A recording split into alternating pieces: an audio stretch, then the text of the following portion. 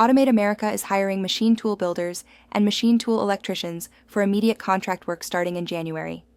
Machine tool builders' pay is $52 per hour base, with overtime at $67.60 and Sundays at $83.20.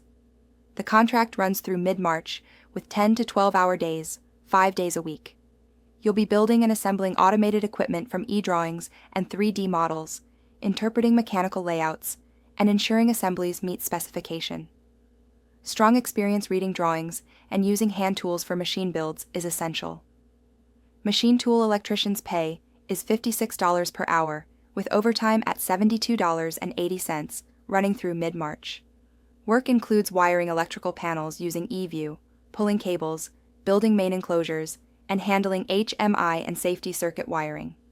Hours are 10 to 12 per day, 5 days a week, with possible travel expenses. Automate America connects skilled tradespeople with opportunities like these every day through our network of over 40,000 professionals across North America.